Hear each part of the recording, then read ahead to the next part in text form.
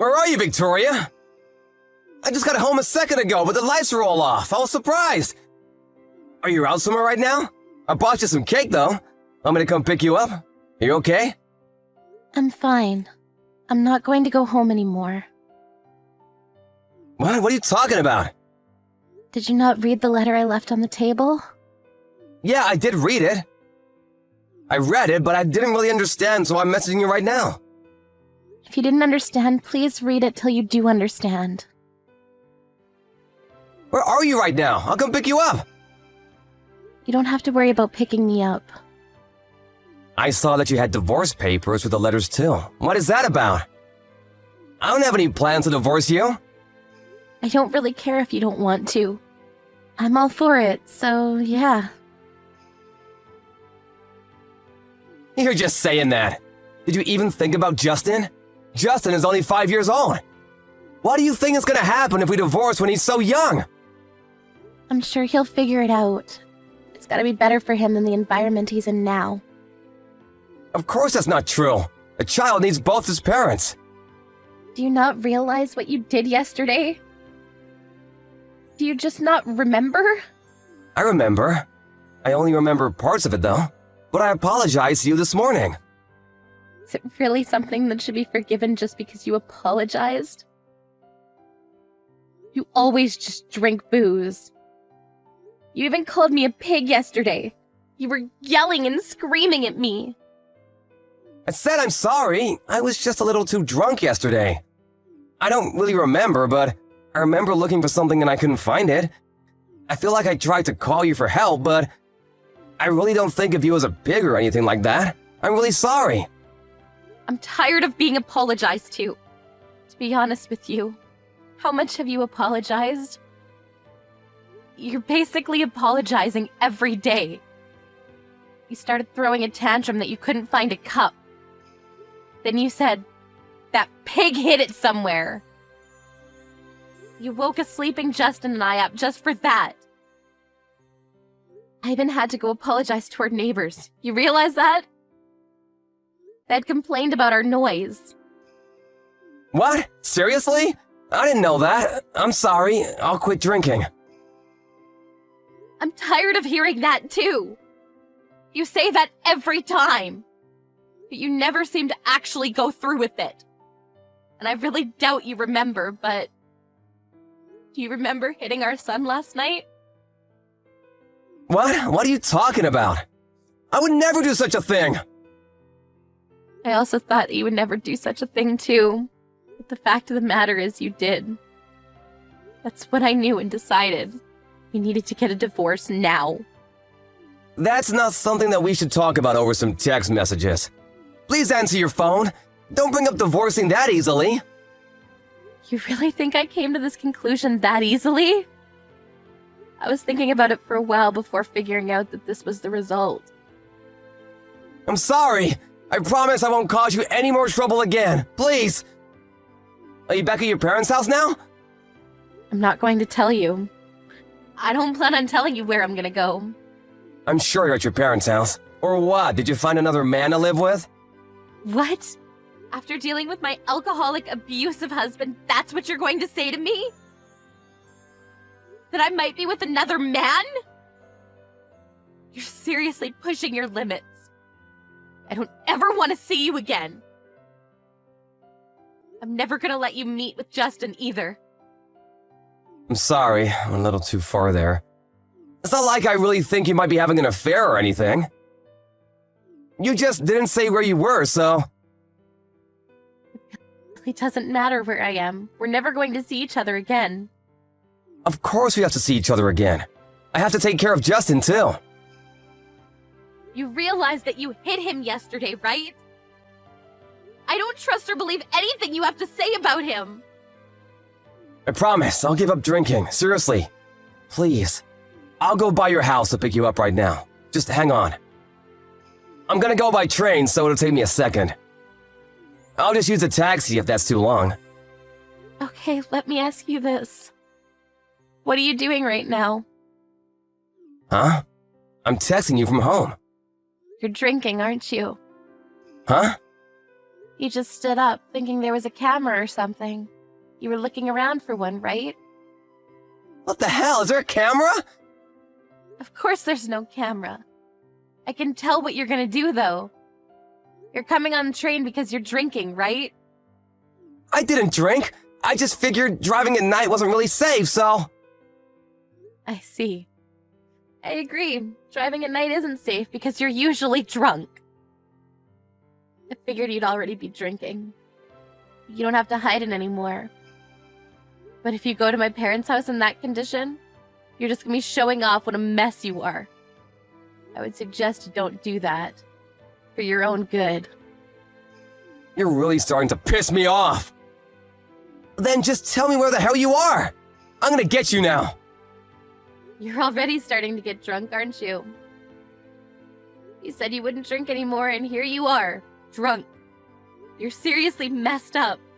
I could never let you live with my son. I'm sorry. I told you I'm sorry. I'll pick you up right away. I'm not drunk yet. See? You do admit to drinking, right? Are you seriously saying that I shouldn't be drinking in a situation like this? My own wife left my house with my child. It's your own fault. You're the one looking for reasons to drink. If you really cared about us at all, you wouldn't be drinking in a situation like this. I didn't drink. You're already drunk. You don't know what's going on, do you? One beer isn't gonna make me drunk. I'm gonna come pick you up now. I have no intention of getting a divorce with you. You're at your house, right? I don't know. I'm not going to tell you where I am. I think it's best if I don't see you today anyway. I don't want to meet you when you're drunk. You start calling me names and pig. You even start abusing your own child. I have no idea what you might do to us in your condition now. I'm sorry. I swear, I have thought about everything I've done. Let's just meet at once and talk about everything, okay? Just so you know, I've recorded everything you said yesterday. Huh? I wasn't sure what to do, so I just started recording. I think getting a divorce right now will definitely be in my favor. What the hell? Why are you recording me? If you plan on doing anything more than this, I'll be sure to send a copy to your office, too. If you want to send it, then go ahead and send it. No one will believe you anyway. I'm sure. At your company, you're a kind-hearted father who takes care of your family. You take care of your wife and raise your child with love. You always try to go home on time so that you can take care of your family. That's the idea you have planted in their minds, right? Exactly. I have no bad points and you should have no complaints, right? You should be thanking me, to be honest. You're able to live like this because I'm such a great human being. The reality of it is that you always leave the office on time. Is that you don't actually come home. Go by bars and other places to drink. You always end up coming home really late at night, piss-faced. And then you start getting pissed off at your family for no reason. Even when you do come home early, you just drink your sorrows away at your own home. I know the truth. What truth? You drink in your office recently too, don't you? Huh? I would never do such a thing. And why is it that the last time you came straight home you had spilled some kind of booze in your bag? I drank on my way home. You can say that and I won't dig any further. But I think that you really have a problem. You should go talk to someone at the hospital. Shut the hell up! I'm already heading to your parents' home. I'm gonna be there in a second. I'm not at my parents' house. You understand that, right? Huh? I knew you were at some other guy's house. Stop saying that. I don't have another man, so stop assuming things already. Then where the hell are you? I'm just gonna go to your parents' house for now. I'll be waiting for you. You better hurry up. I'm at your parents' house right now. Huh? I told them about everything up until this point. I told them that we're going to get a divorce too. Okay, then I'm gonna go to your parents' house, and I'm gonna tell them the truth about you too. Truth about what? That you cheated on me with a young man and left the house. You're seriously going to make up stories now about things that didn't happen? I know that's what happened. You live on my money, and here you are acting like you're so damn special. I'm gonna tell them everything. You can say things that never happened. The truth of the matter is that you're just going to be showing off how disgusting of a human you are. And besides, your parents have already agreed and are on my side. They told me that they would pay for damages and also child support. It's your fault for having an affair, so you pay for all that crap. I'm gonna raise Justin. Alright, you're not gonna listen. I think you're already pretty drunk, but I'm going to go back to my parents' house with your parents, just to give you a heads up. I hope you really have a chance to regret everything you've done to us.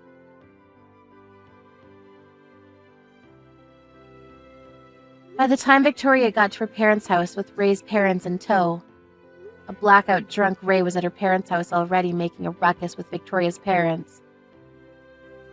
Their parents actually lived close to each other, so they were able to help each other out, but Ray saw his parents and snapped out of it. He was taken away by his parents. The whole divorce is going smoothly with her parents working out the details. Victoria never did send the recordings to Ray's office, but Ray's alcoholism continued to worsen, and he was caught drinking on the job. He ended up getting fired anyway. He's now at home, going through rehab. Hello, Leslie. What are you doing right now? I have a day off today, so I'm currently at the hospital. Is something the matter? You're not working? My, how lucky to get a day off in the middle of the week. While Kennedy's still working, no less. Aren't you at least a little bit ashamed? I'm working hard every other day, Mrs. Roberts. What can I do for you? Neither you nor Kennedy have been coming over to visit us these days. Mind telling me what's up with that? We don't get many chances to visit, and recently we've both gotten busier with our jobs, work piling on and all. That's just an excuse, isn't it? It's not, I assure you. You seriously can't make some time to see me and my husband? See, this is exactly why I despise women near 40 without any children. It's like you don't feel responsible.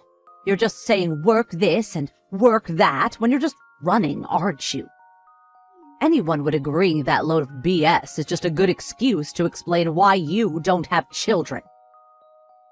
But it's not like that at all, you see. It brings me sadness that you would think that way, but we will visit you whenever we can, I promise. And when would that be, precisely? You do have your day off today. You get over here right this instant. Right this instant?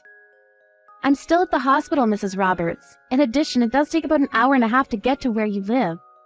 I also have some other plans later on in the day, so I'm afraid today will be difficult. Ugh, excuses again? These are not excuses, Mrs. Roberts. I wonder how we can live together if this keeps up. What? We don't have any plans to live together, Mrs. Roberts. Give it some time, and you won't be able to say that sentence anymore. What do you mean?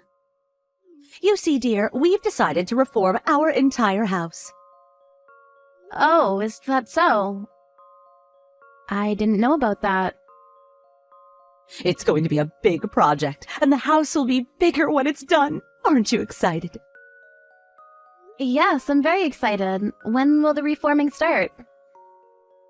We're still discussing that, but once the construction's finished, I thought we could live together.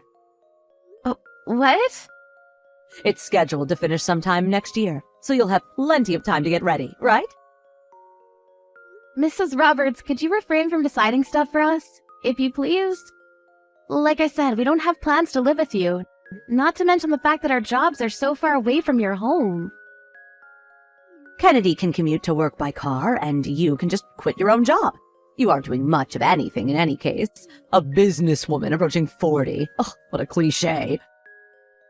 I have no intention of quitting, Mrs. Roberts.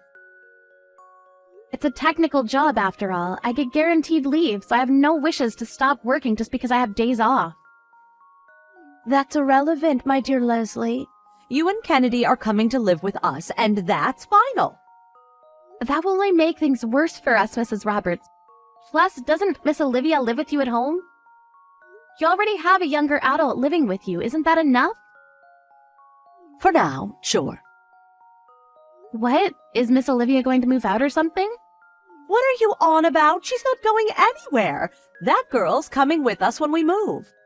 But in the event something happens to us, you're going to take care of her after all, so without you living under the same roof, it's rather inconvenient, wouldn't you agree?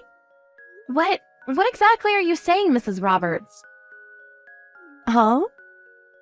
We are going to take care of Miss Olivia?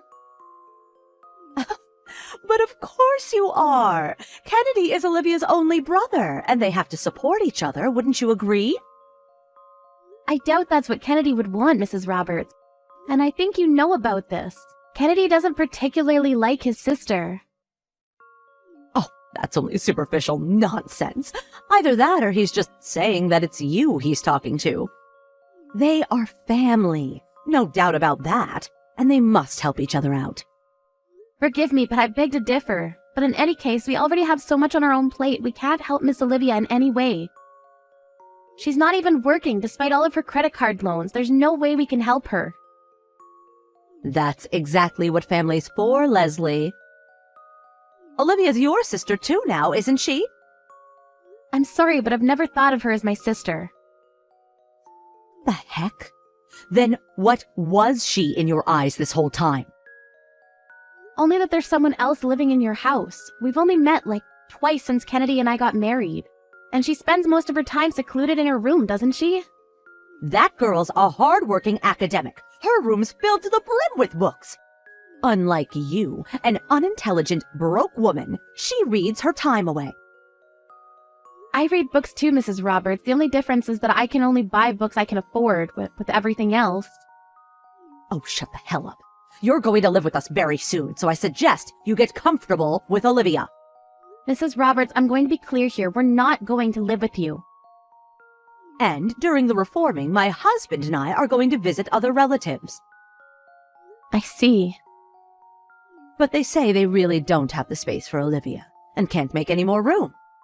So I'll say my thanks now. So it's done. Wait, what? Don't tell me you're entrusting us with her. Is that such a bad thing? It's just not possible. We can't take care of that kind of dead weight. Why? Aren't you a cruel human being? Choose your words wisely before you say them. What do you mean by dead weight? I think I can speak for your other relatives when I say so, but it will only be a huge bother for Kennedy and I, so let's put a pin in this. It's already settled, and Olivia's getting ready under the pretense she's moving in with you. She'll head over next month, or maybe the next. Take good care of her. Are you not understanding what I'm saying? We don't have the space for her books, assuming she brings any. When it's finished, the house will become Olivia's dream home, you know, and you'll be living in it too. Maybe you should ask her for the arrangements. What? Her dream home? The second floor will pretty much be her study, you see. We're planning to install a lot of bookcases. And how do you propose Kennedy and I live there with those plans in mind?